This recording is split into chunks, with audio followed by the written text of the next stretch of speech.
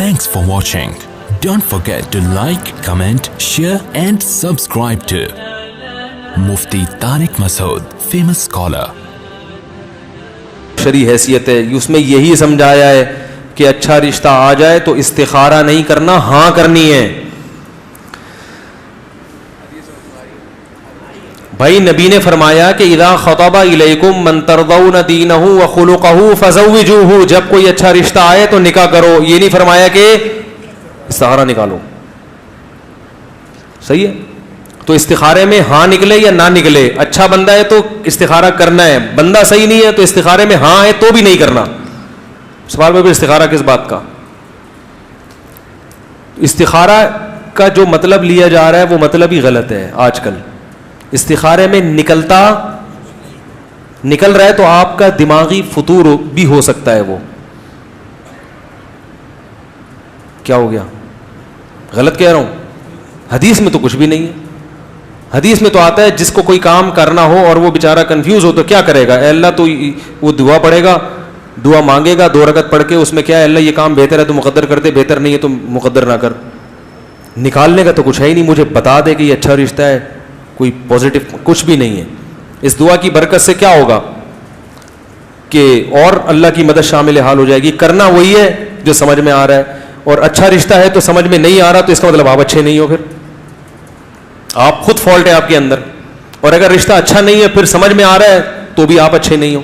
تو پہلے اپنے آپ کو اچھا بناؤ تاکہ اچھے لوگ آپ کو سمجھ میں آئیں اور برے لوگ آپ کو سمجھ میں نہیں آئیں.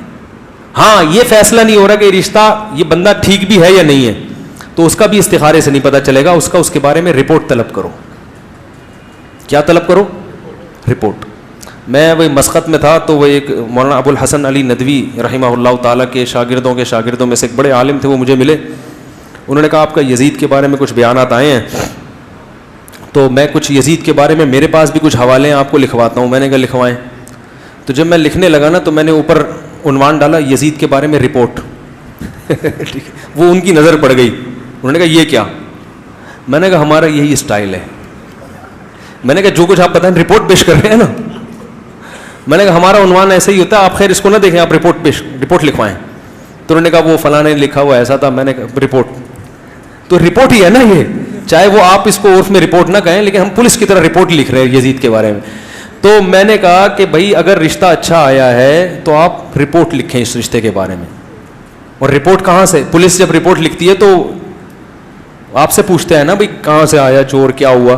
تو آپ بھی اس محلے میں جا کے اس بندے سے متعلق اہل محلہ سے رپورٹ طلب کریں. بھائی کسی نے گھنٹی بجا کے بھاگتے ہوئے تو نہیں دیکھا اس کو، چپل چراتے ہوئے تو نہیں دیکھا، اسکول میں کیسا ہے، کالج میں کیسا ہے، ابا سے اس کا سلوک کیسا ہے، اماں سے اس کا سلوک، تنخواہ کتنی ہے، کوئی بیماری تو نہیں ہے. بھائی یہ جو زکام آپ کو ہو رہا ہے یہ دائمی تو نہیں ہے، ابھی چلو ابھی مجھے دیکھ کے چھینک آ گئی آپ کو، ایسا تو نہیں ہے کہ ہر وقت چھینکتے ہی رہتے ہو. تو یہ ساری رپورٹیں لکھ کے اگر یہ اس میں کلیئر آ رہا ہے تو استخارے میں نہ آئے تو بھی یہاں ہاں کرنی ہے. اور اگر رپورٹیں کلیئر نہیں آ رہی تو استخارے میں پازیٹو آئے تو بھی آپ نے نہ کرنی ہے. اپنے بچیوں کو استخاروں کی بھیٹ مت چڑھاؤ. اور اگر کچھ رپورٹیں پازیٹو اور کچھ نیگیٹو تو پھر یہ دیکھنا ہے کہ ساری رپورٹیں کسی کے بارے میں نہ پازیٹو ہوتی ہیں نہ ساری نیگیٹو. تو یہ دیکھو کہ یہ جو پازیٹو چیزیں ہیں یہ کیا اس قابل ہے کہ اس پازیٹیوٹی کے ہوتے ہوئے اس کچھ نیگیٹیوٹی کو برداشت کر لیا جائے. مثلا بچے کے 4 مہینے لگے ہوئے ہیں، پازیٹو رپورٹ. بچے کی داڑھی ہے، پازیٹو میں ڈال دیا اس رپورٹ لکھو نا، اوپر لکھو کہ وسیم کے بارے میں رپورٹ. بھائی میں حقیقت بتا رہا ہوں، آپ کی بچی کے لیے رشتہ ہے وسیم کا، میں وسیم بادامی کہنے والا تھا، خیر وسیم کا رشتہ آیا. مجھے نہیں پتا وسیم بادامی ہے لیکن نام بہت سنا. وسیم کا رشتہ آیا، آپ نے جانا وسیم بھائی رپورٹ، تبلیغ میں 4 مہینے لگے ہوئے ہیں، رپورٹ پازیٹو میں ڈال دیا، داڑھی بھی پوری ہے پازیٹو. بھائی گھر میں سب سے سلوک اچھا ہے، محلے والے بھی تعریف کر رہے ہیں، بھائی بڑا جب بھی گزرتا ہے، کبھی ہم نے کسی عورت کو جھانکتے ہوئے اس کو نہیں دیکھا، اگر کبھی دیکھا بھی ہے تو ٹکٹکی باندھ کے دیکھا ہے اس نے، اتنی ہمت نہیں ہے کہ. تو آپ نے سارے پازیٹو. اور بھائی نمبر بھی امتحان میں اچھے آتے ہیں، جاب بھی اچھی ہے، ساری پازیٹو. گٹکا کھاتا ہے، نیگیٹو میں ڈال دو. سگریٹ پیتا ہے، نیگیٹو میں. صحیح ہے نا؟ اب 2 نیگیٹو اور سارے کیا آ رہے ہیں؟ پازیٹو. تو آپ دیکھو یار اتنی ساری چیزیں ہوتے ہوئے گٹکا قابل برداشت ہے یا نہیں ہے؟ تو بچی سے کہو بیٹا دیکھو بہت اچھا آدمی ہے, گٹکا برداشت کر لو گی؟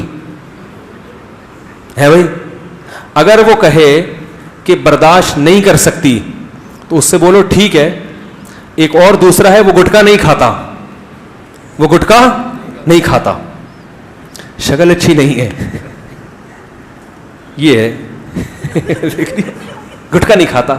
سارے قوائف وہی ہیں, تبلیغ میں وقت بھی لگا ہوا ہے. اور یہ میں آپ کو مذاق نہیں کر رہا, حقیقت بتا رہا ہوں. استخاروں کی بھیٹ مت چڑھاؤ, گراؤنڈ ریئلٹی کو دیکھ کے فیصلہ کرو سوٹیبل ہے یا نہیں ہے. تو آپ نے بچی کو دکھایا دیکھو بیٹا یہ ایک دوسرا والا ہے, گٹکا نہیں کھاتا, سگریٹ نہیں پیتا, پان نہیں, بہت بہترین دانت دیکھو کیسے نیٹ کلین, ایسا لگتا ہے تیزاب سے دھوتا ہے روزانہ دانت. لیکن اس میں مسئلہ تبلیغ میں بھی وقت لگا ہوا ہے, مسئلہ ہی شکل دیکھ رہی ہو, شکل. تو وہ کہے گی بھائی اتنا بدصورت آدمی مجھے برداشت نہیں ہے. چلو یہ تیسرا ہے, اس کی شکل اچھی ہے, گٹکا بھی نہیں ہے, لیکن تم عالمہ ہو, تم دیندار ہو, نہ تبلیغ میں وقت لگا اس کا, نہ علماء کے بیانات سنتا ہے, اور کچھ پتہ نہیں ہے کب دین سے واپس پھر جائے, شکل اچھی ہے. تو وہ کہے گی نہیں ابا مجھے تو دیندار, اگر دیندار لڑکی ہو مجھے تو دیندار رشتہ چاہیے, علماء سے کچھ تعلق تو ہونا چاہیے نا, یہ تو گمراہ ہو سکتا ہے کل. تو ایسے 5-10 رشتے بتا دیے, بیوی بچی کو کوئی بھی پسند نہیں آ رہا, تو پھر آپ اس کو بولے بیٹا میرے بس میں یہی تھا, تیرے لیے اب کوئی آرڈر پہ بنوانا پڑے گا, ہے جو خوبصورت بھی ہو, جاب بھی اچھی ہو, خاندان بھی اچھا ہو, قد بھی اچھا ہو, دیندار بھی ہو, پان گٹکا بھی نہ کھاتا ہو, علماء سے تعلق بھی ہو, ماں باپ بھی اس سے خوش ہوں, محلے والے بھی اس سے خوش ہوں, نظر ہمیشہ نیچے رکھ کے چلتا ہو. تو بیٹا اس کے لیے میں نے آرڈر دیا ہے, آرڈر پہ مال تیار ہو رہا ہے. ظاہر ہے انسان آرڈر پہ تیار نہیں ہوتے, تو اس کو کہیں گے بیٹا پھر تم شادی کرنا انہی 10 میں سے جس کو بولو گی تو وہ خود فیصلہ کرے, آپ بھی فیصلے میں مدد کریں, کیونکہ اصل تو باپ کو بڑی ویلیو ہے اسلام میں. تو آپ بتائیں دیکھو یہ جو سب سے پہلا والا تھا نا, ساری چیزیں تھی, صرف گٹکا رہ گیا تھا, تو شادی کر لو, محبت سے گٹکا چھڑوا دینا. اس کو ہم یوٹیوب پہ ویڈیو دکھائیں گے, دیکھو یہ کینسر کا مریض, یہ کینسر کا مریض, اور نئی کم بخت چھوڑتا تو اس سے بولا بھائی کمرے میں آنے سے پہلے وہ تیزاب کی بوتل رکھی ہے, اس سے کلیاں کرو گے تو آپ کو آنے کی اجازت. اور اگر واقعی گٹکا اتنی قابل نفرت چیز ہے تو پھر وہ دوسرا آپشن, شکل اچھی نہیں ہے, اخلاق تو اچھے ہیں, کچھ دنوں میں یہ مکھنچو اچھا لگنے لگے گا. اس کو بتائیں دیکھو میں نے گدھا پالا تھا, شکل بالکل اچھی نہیں تھی, لیکن میں نے 1 سال بعد وہ گدھا بیچا ہے, مجھے کتنا افسوس ہوا. تو بیٹا دیکھو گدھے کے ساتھ بھی انسان رہتا ہے تو محبت ہو جاتی ہے, یہ تو پھر بھی انسان ہے, تھوڑی بیچاری کی ڈیزائننگ عجیب سی ہے, تو دیکھو تمہاری امی نے بھی تو برداشت کیا ہے نا.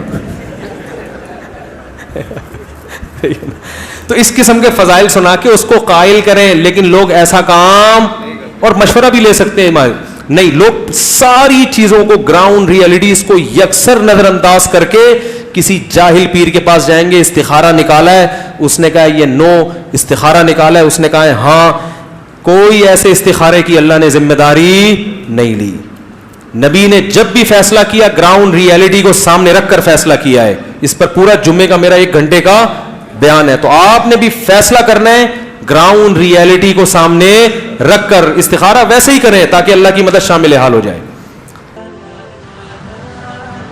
Thanks for watching. Don't forget to like, comment, share and subscribe to Mufti Tariq Masood Speeches channel.